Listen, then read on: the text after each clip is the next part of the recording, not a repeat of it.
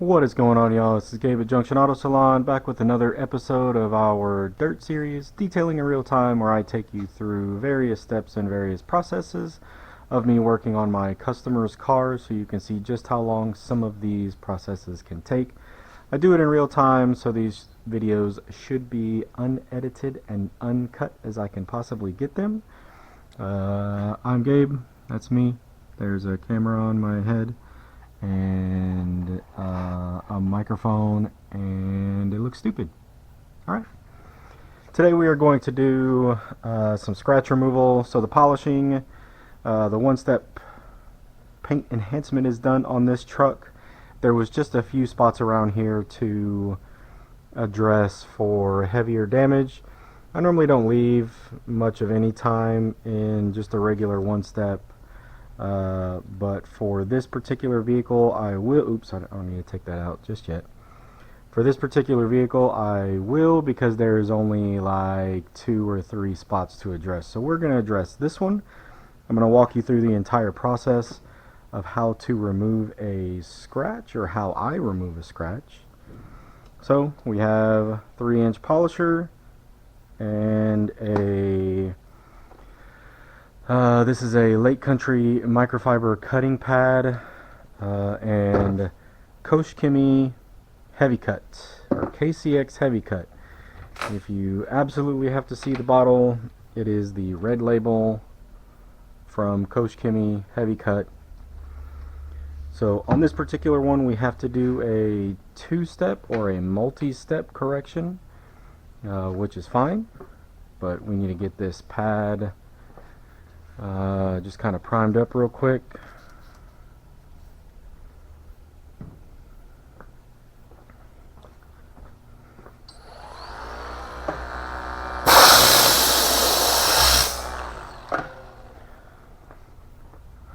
So to see what we're working with here, and hopefully I can get this to translate onto video for y'all. There's a heavier scratch that goes, let's see, I don't know how well y'all can see this, because it is metallic paint. It's going to be quite overexposed. So there's a scratch that goes from right about here to right about there, that I don't know if y'all can see at all in the video, but we're going to work on that. When I'm doing heavier corrections, I do measure the particular spot. So that is ready. Let me find my spot again, because I took my piece of tape down because I'm smart. Alright. So we have 4.4, 4.4, 4.4, 4.5, 4.8. So we have a decent amount of paint to work with. And we will take our compound and we will take our pad here and just get this loaded up.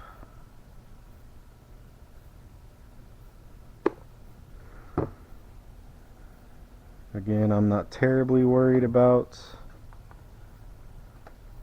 priming the pad, since we are just working on a little spot, but try to get it primed as I can.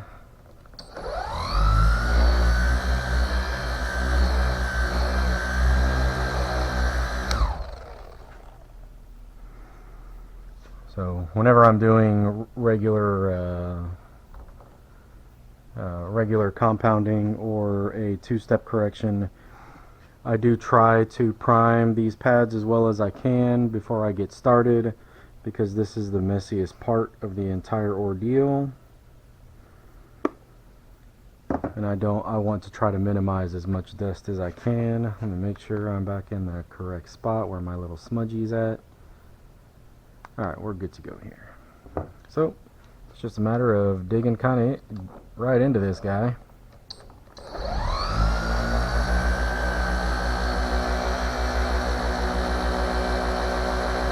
So we're not really going to focus on the scratch itself. We are going to go over the area that it is in. So it's located in between a couple of body lines. Seems to be where the bulk of this thing is at. Just gonna hit it from a few different angles, make a few passes. Slow, not a ton of pressure, just a little bit. This clear coat is pretty hard.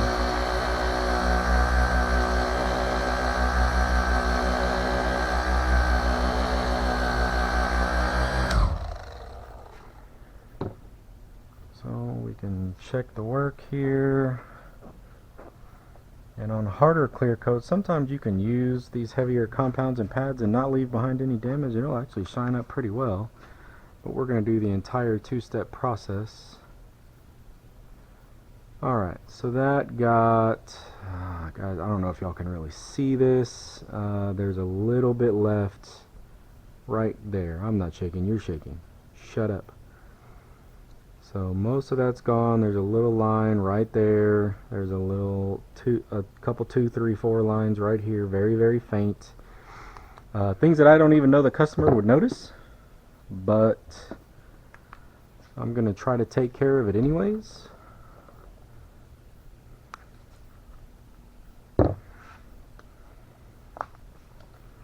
You know, if this was kind of a widespread issue on this truck, it would be this would be a bit of a different conversation with the owner as to what he wants to do, because we need to go a little bit further with the entire paint correction versus just me doing a couple of spot checks in a couple of areas to remove some of the bigger scratches.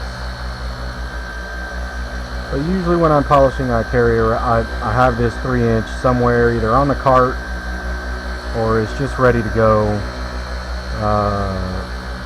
So when I come across these onesie-twosie areas, I can just get them taken care of, and we can even out the correction and just have a better experience for the customer. Again, that is my way of business. May not be another detailer's way of business. That's just my preference for how I treat my customers and how I treat my customers' cars. Your experiences with your detailer may vary. It's a little on the warm side, but the clear coat is relatively hard. So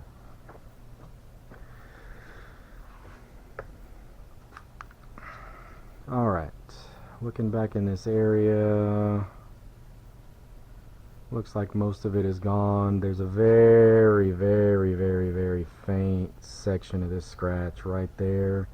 If y'all can see that, I'm not sure if you can, but that's as far as I'm going to take this. And it's just a very, very faint spot right here as well. Yeah, that's a section that I did work on. So this is probably, I would say 90 to 95% corrected. Is the customer ever going to notice that was there? I don't know. I noticed it.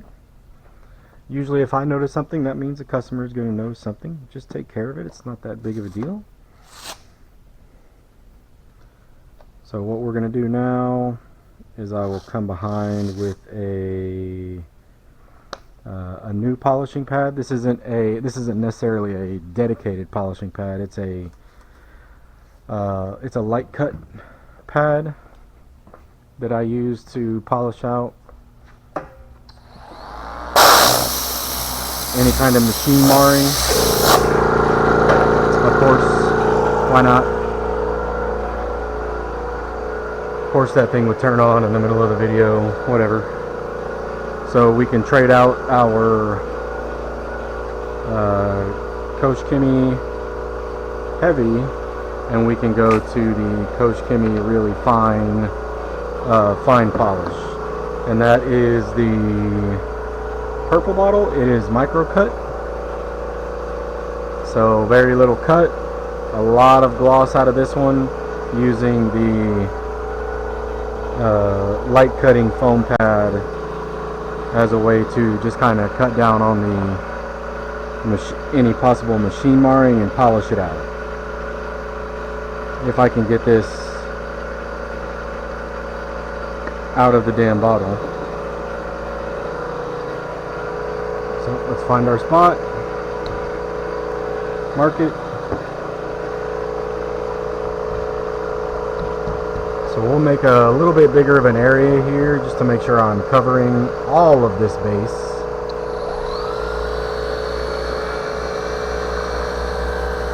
And y'all, polishing, possible machine marring, doesn't take much, no real pressure. Just let the machine do the work, the pad and the polish do the damn work.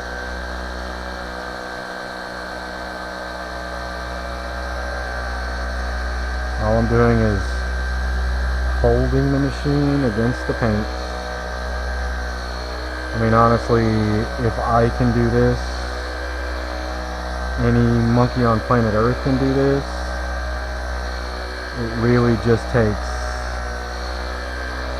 patience and some kind of journey through OCD town, basically. Like, you just have to slow down. Don't rush yourself. Don't try to power through it. Alright. So we can get this wiped off.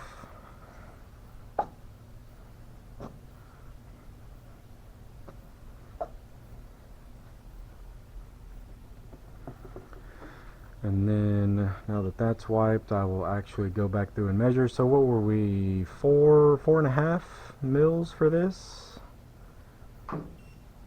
So 4.2. So that's what paint correction is. Paint correction is genuinely the removal of clear coats. Ooh. The little bit of extra damage that was left behind.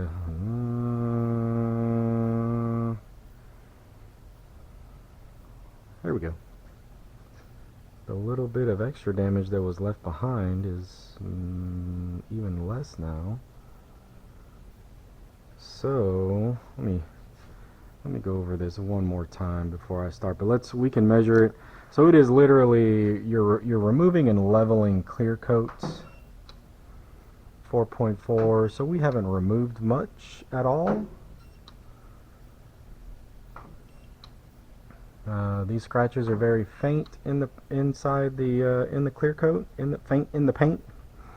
These scratches are very faint in the paint. So I know y'all can't really see that now because I can barely see it.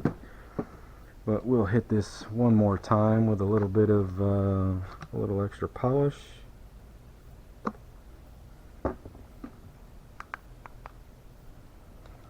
Right there. We'll make our spot a little smaller this time, just to make sure I'm double checking my own work. Are there times when I've corrected a car where I've done 2 sections and missed the middle part of that section? Absolutely. And I said I'm just a monkey with a polisher here, so I'm just a guide.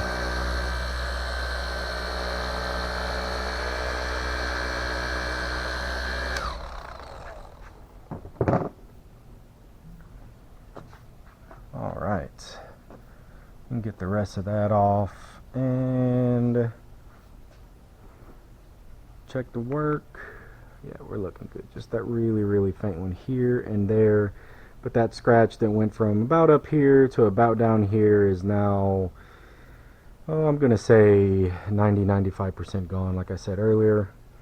But we're doing pretty good. I don't know if this is overexposed to y'all because it's metallic, but hopefully y'all can see where we started and where we're at now.